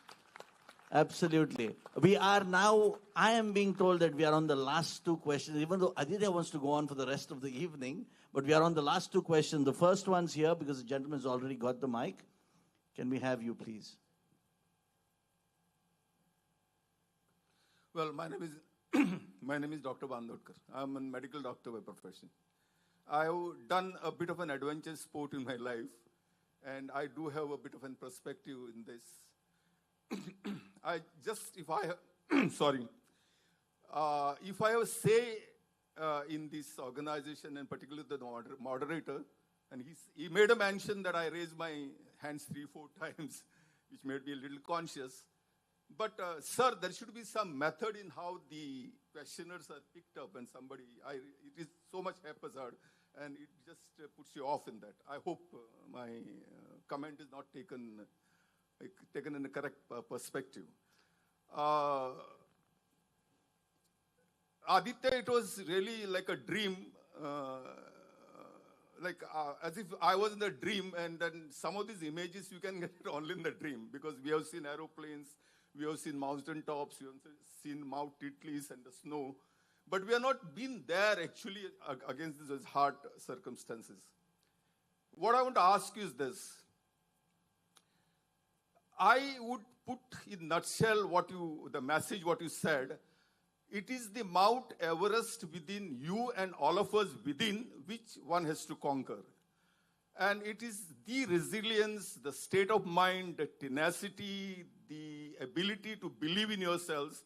And as you said, lastly, the spirituality, the blessings of your well-wishers, your parents, which gives you a very special niche in doing things what you did in life. And I'm sure you are a changed person now. after what you were, before you were in Roorkee, and then you got inducted inside this particular so-called hobby or a passion, and then it went on happening and happening, and there you were. Now the question is this. I know that you have changed quite a lot as a person, and you have become more empathetic towards the society. I also researched that you are responsible for 3,000 and odd workers under you by virtue of your business. Did your style of business really change, in the sense, are you really little different towards your business style and empathetic towards those families under whom, those families who work under you? In other words, you can also take a corollary to this question. Is there a tendency of a lot of mountaineers and an extreme sports specialist to turn towards some sort of an NGO type of businesses, or you may say social impact businesses?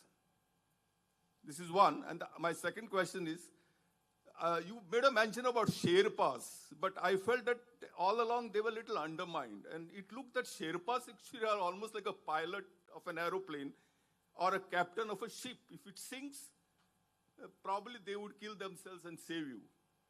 Are they really seen this in this particular eyesight? That is one thing which I wanted to know. And how strong are the Sherpas? How integrated they are as people? Because you didn't really give too much of an importance to the Sherpas. Thank you.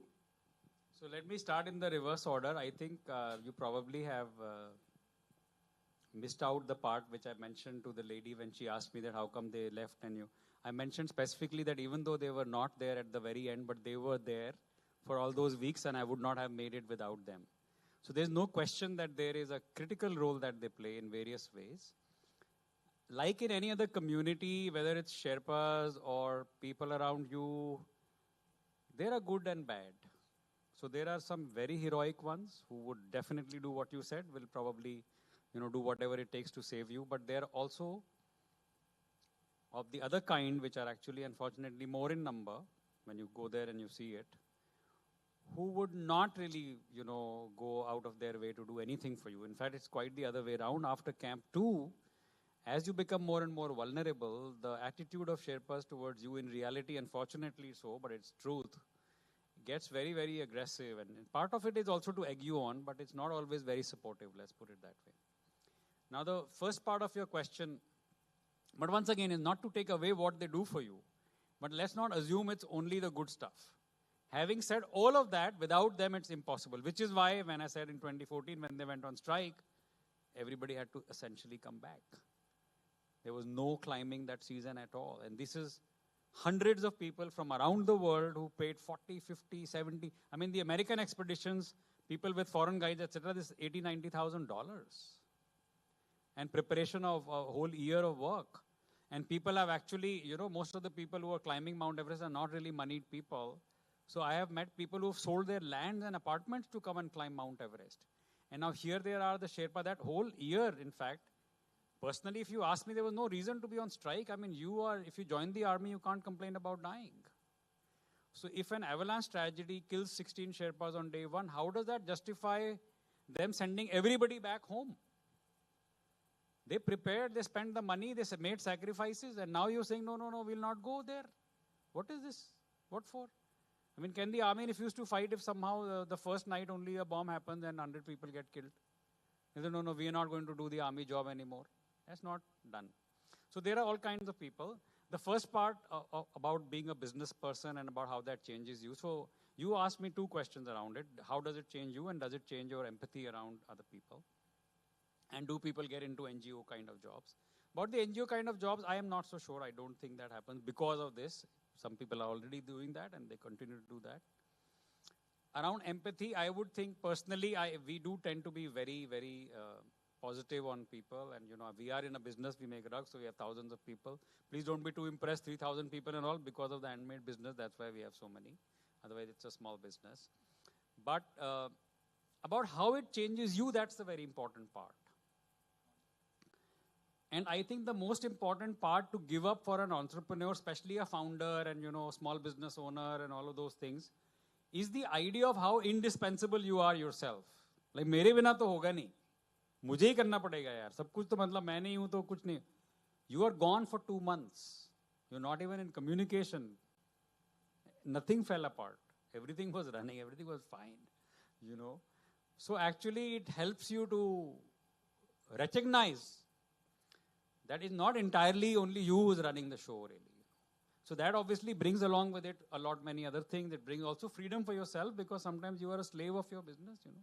Many years ago, I met a fellow traveler in Germany. I mean, I was just starting to do business and we were in a youth hostel and he said, oh, you own a business? And I was 23 years old and, you know, early part, I didn't have money to stay in hotels, so I was. So he said, you know what, my brother is a business person and what I tell him is that you think you own the company, but the company actually owns you. Because I am here.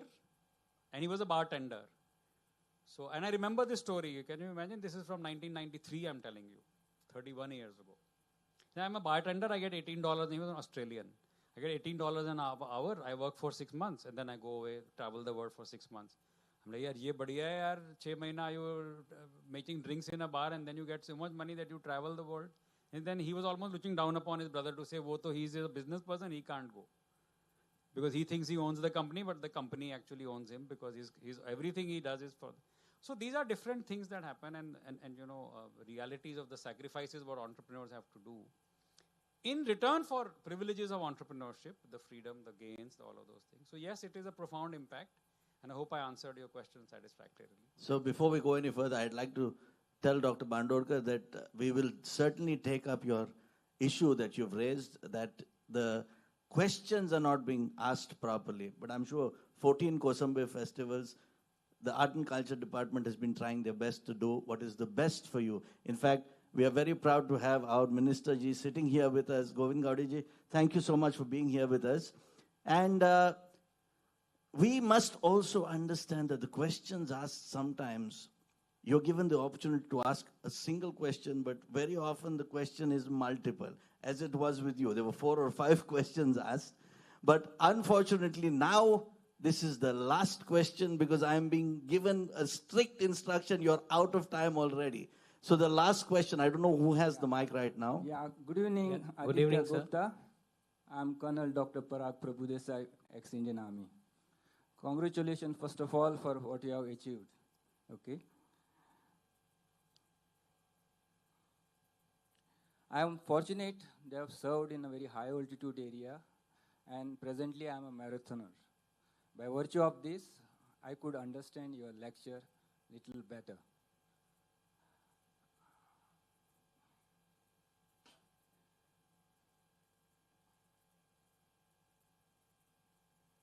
Now, in your various lectures, you have touched upon, or interviews, you have touched upon the destiny and a predictable, unpredictable lifetime.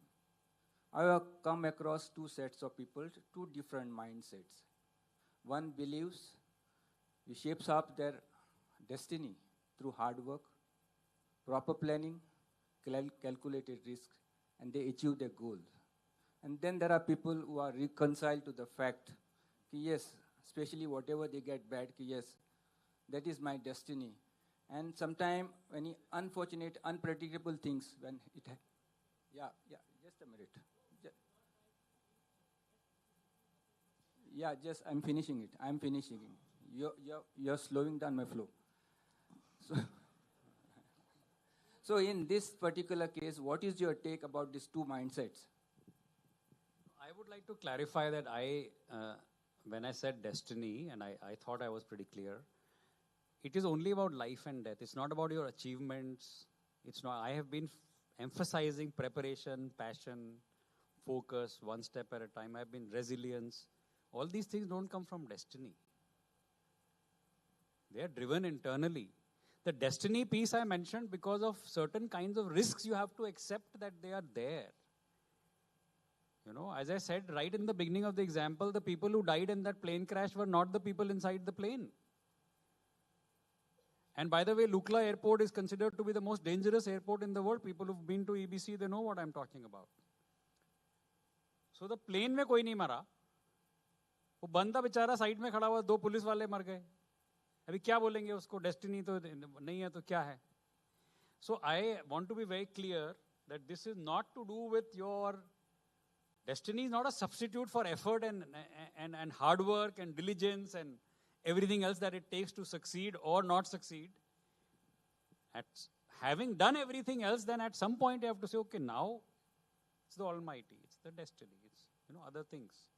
So not 100% in control, but as you know, the best example I've heard of this is that sometimes it's the rope you have, but you still have to graze the grass. No, it will not come and fly into your mouth. Absolutely. So, ladies and gentlemen, I think it has been indeed a wonderful evening, and I think we need to give the gentleman a round of applause, which actually shows him that we've really enjoyed the evening. And I think it's been a great talk. Thank you so much, Aditya. I'd like to hand over back to the MC. Sorry? The best question, Aditya, I'm going to have you give us which was the best question. This is more difficult than the climbing of the Everest, I'm sure. Oh, well, you should have warned me that I am supposed to be the judge of that. No, I said that in the beginning. Anyway, no. You are the organizer, you should judge. No problem. See, he's thinking more than anything else. There is no best or worst. People are curious, they would ask something, but I would go to the extent of saying that, something that helped me clarify a very good point. Which was? Was in fact the last question, because this whole idea about destiny, and he said very rightly so, that you can divide the broader public into these two groups. Because, the rest of it is about diet, about, all of these other regular stuff. But a larger question about life is about what is going to be your attitude. And I didn't want, and thank you, sir, that you didn't let my conversation somehow make anybody believe that it's destiny which lets you get things done. No, I'm sorry, I didn't mean that at all. I don't believe that at all. I love to work hard. You will not believe the schedules that I run, not because I need anything out of anything, but I just feel that it's a gift to be able to. It's a blessing that you have something to do and you have the endeavors in your mind and your soul. So destiny helps, but it's not the answer to your endeavors. Thank you, Aditya. And I think, can we invite Colonel to come up here? As you are the winner today. I know the bigger winner today is Mac Waz, because he is always for our forces. And when the Colonel comes up, he definitely is smiling. I can see Mac smiling there. Can we have can I call on Samira Seth, who is an art writer and curator, to be on stage and present the gift to the winner on behalf of M Associates this evening. I also see the powerful M of M Associates here. Good evening, Marusha. So, sir, the Colonel Saab wants the prize to go to the young boy who asked the question. Wonderful. I think that is also giving you so much of a thought process towards our defense forces. Colonel, thank you so much. Can we have the boy come up here? Ladies and gentlemen, I think you need to give Colonel a bigger round of applause than that for his magnanimity.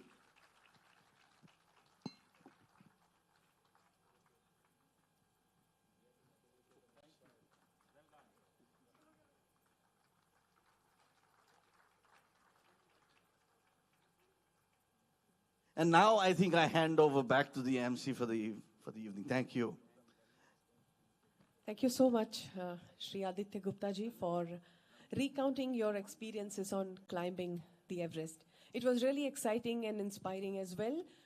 You also gave us so many take-home messages that will be really useful for all of us. Thank you for everything. We also thank Dr. Earl Brito for accepting our invitation, for moderating the session and having conducted it so wonderfully. Thank you so much. We have with us Honorable Art and Culture Minister, Shri Govind Gavdeji. Sir, kind request to come on stage. Shri Sagun Velip sir, kindly escort our Honorable Minister. And a kind request to Honorable Minister, sir, to present mementos as token of our love to Shri Aditya Gupta, today's speaker.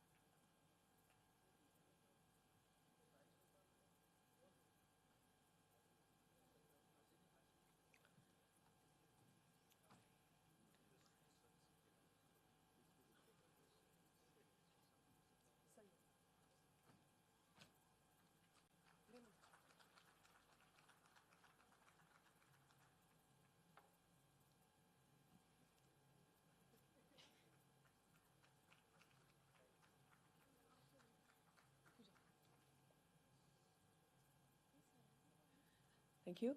Sir, please present memento to Dr. Earl Brito as well.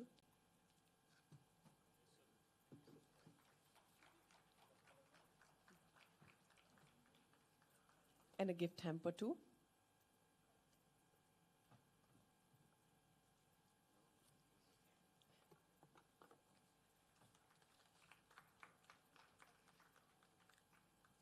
Thank you, everyone.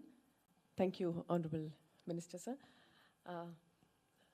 Let me remind you all, tomorrow we have with us Padma Shri Nivedita Bhide, Jeevan Vrati. She's a life worker and All India Vice President of Vivekananda Kendra, Kanyakumari. So please be seated at 4:45 p.m. sharp. The hall may now rise for national anthem.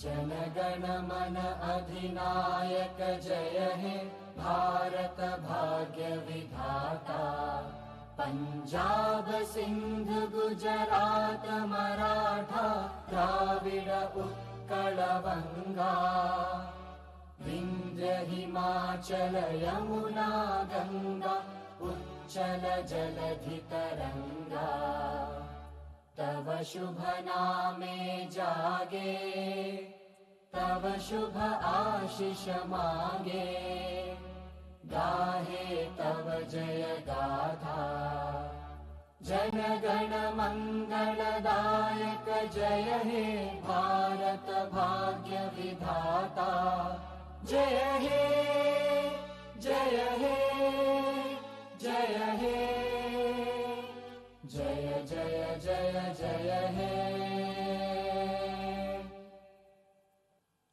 Thank you. Jai.